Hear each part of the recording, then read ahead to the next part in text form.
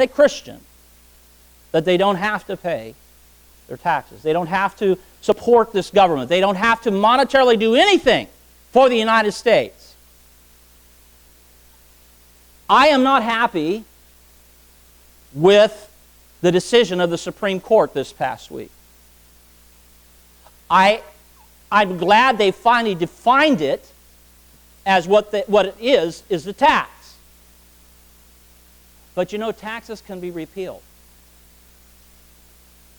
And so now is our opportunity as Americans to, if you want to pay the tax and you're for that, wonderful. I don't. And so I have a right, you have a right as an American to vote and say, not going to do this. Think that we already are paying enough. Let's get this manageable. Let's do this. But you understand that the government doesn't run on air. They have lights, they have buildings, they have staff, and if you feel like they have too many of them on, too many people on, well then vote. Don't just complain and bellyache about it. Do something about it with your voice in the ballot box. But if it doesn't go your way and it doesn't work, the world doesn't fall apart, folks. We have a God that provides. This is not the first time that Jesus was approached about taxes. But you know what? As God, He knows where to get the money to pay for it for His people. His disciples came to Him one day and somebody asked, does your master pay tribute? And they said, well, sure he does. And Jesus, in a nice way, looks at Peter and says, Peter, what were you thinking? He said, and he basically told them as a ministry that they should be free from that. But he said, so we don't offend them. He said, go down to the lake, put a hook in the water, and he said, there'll be a fish there, it'll have a gold coin in it, bring it to me. They paid it. That's rendering, therefore, to Caesar the things that are Caesar's, and to God the things which are God's. Take care of things monetarily for the government. Pay your fair share. But don't let the ministry of God monetarily starve either. Go, if you will, to the book of 2 Corinthians chapter 8.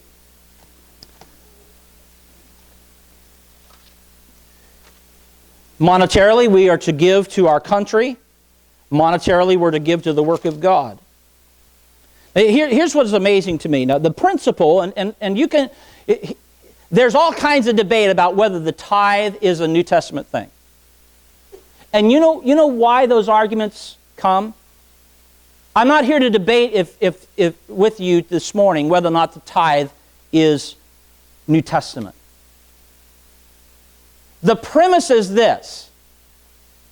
The reason why people don't want the tithe to be the basis and why they argue against the tithe is they want to give less, not more. And that's their right. 2 Corinthians chapter 8, beginning in chapter 9, verse number 6. Here's what it says. But this I say, he which soweth sparingly, or minimally, shall reap also sparingly.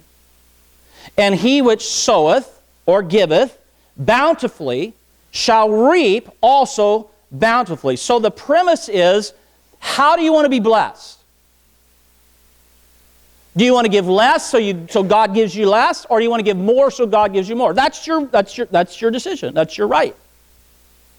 So this trying to argue over the 10% or 20% or 30% or whatever people give, the issue is you have got to decide what you're going to do and how you want to reap with what you've sown.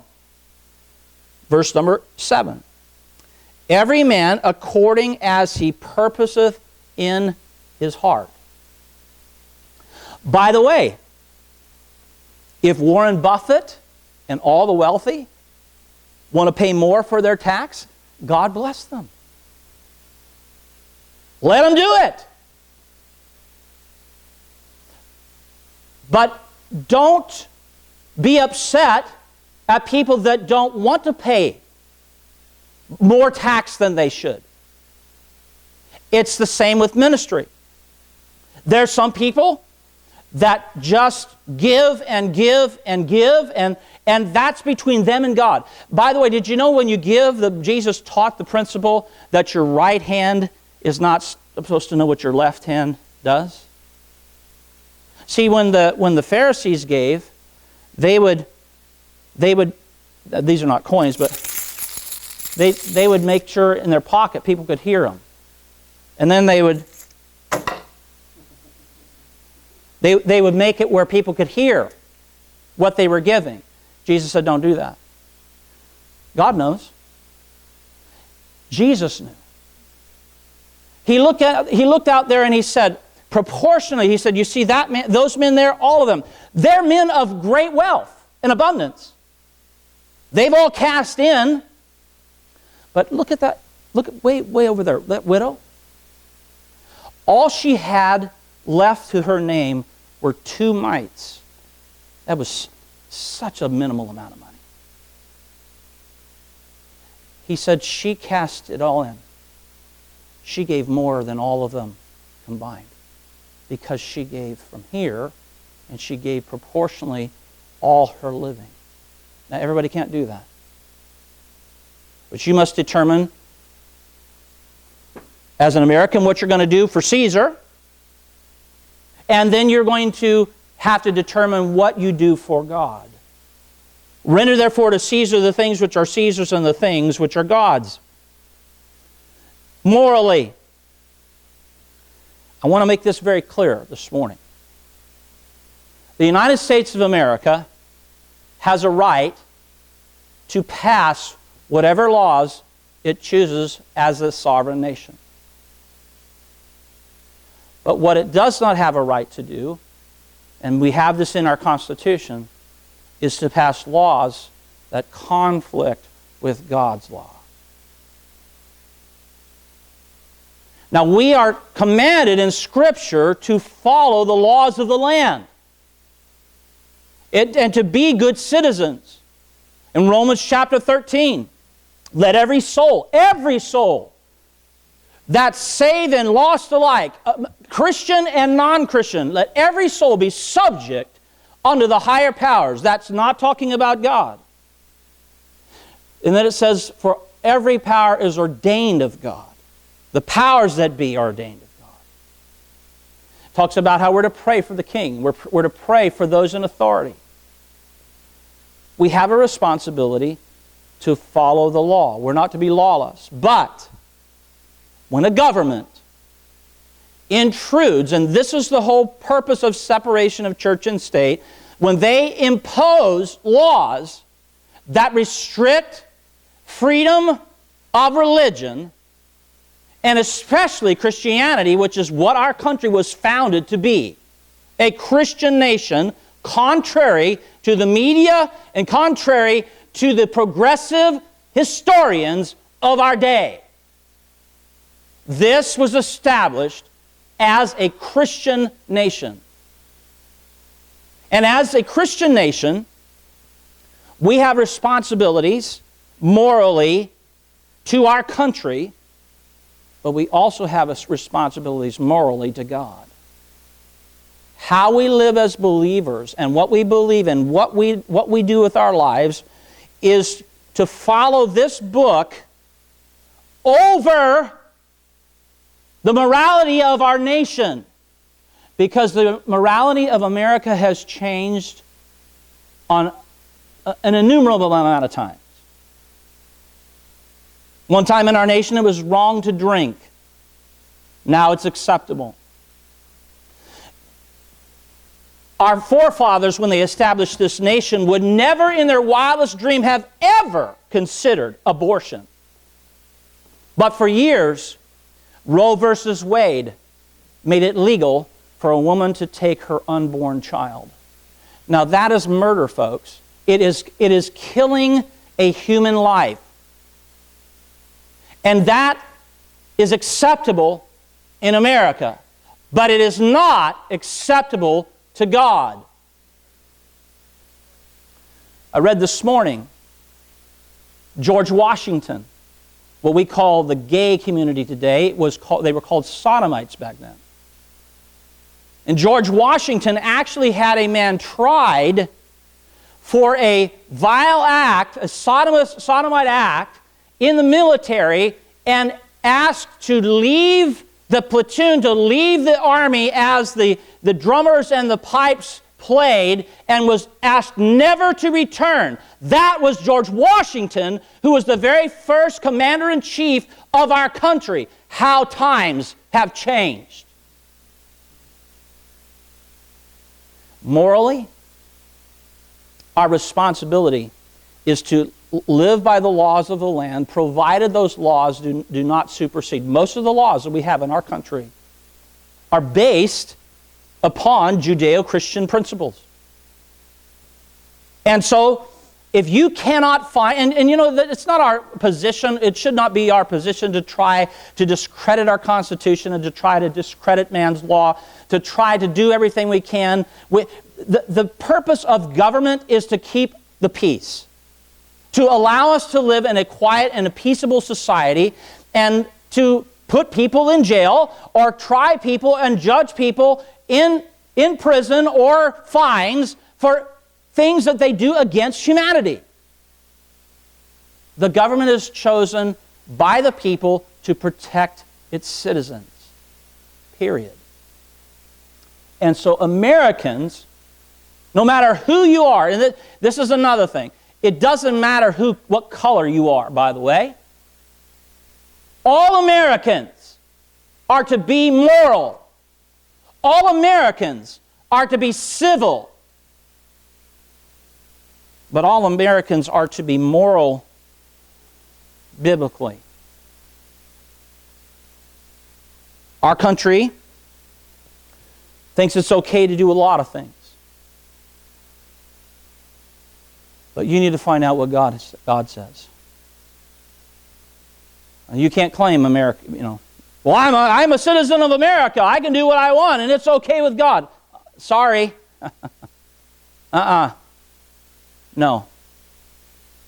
No, God comes first. Render therefore to Caesar the things that are Caesar's, and to God the things which are God's. Morally, you have an obligation to this book, which supersedes any constitution or any other book, because this was the basis of the entire Constitution. So, ministerially, monetarily, morally, and militarily. You say, well, what do you mean militarily? Well, we in our nation have an armed force. Israel did. Rome did. Every civilization has had a military to protect its citizens from outside nations. The service of our country is a responsibility.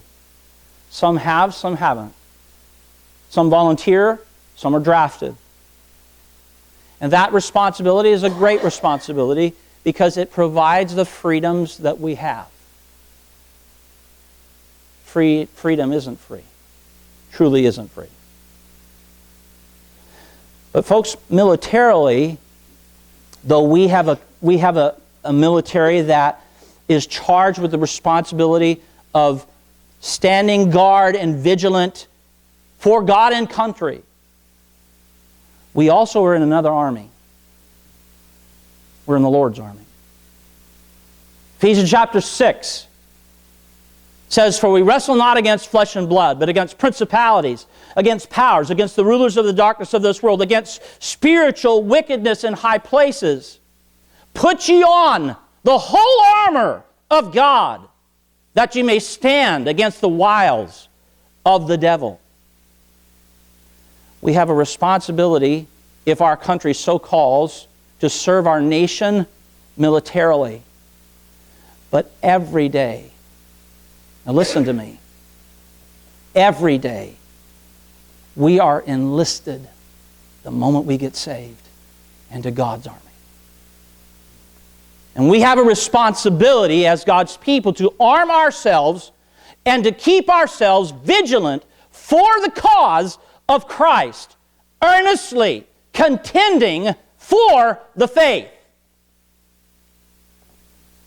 Paul tells Timothy, if you will, turn, if you will, to 2 Timothy, and we'll end with this. Book of 2 Timothy,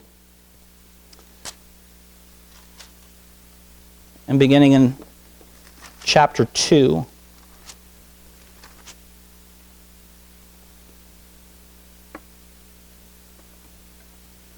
He writes in verse 1, Thou therefore, my son, be strong in the grace that is in Christ Jesus. That's rendering unto God the things which are God's. And the things that thou hast heard of me among many witnesses, the same commit thou to faithful men who shall be able to teach others also. Thou therefore endure hardness as a good soldier of Jesus Christ.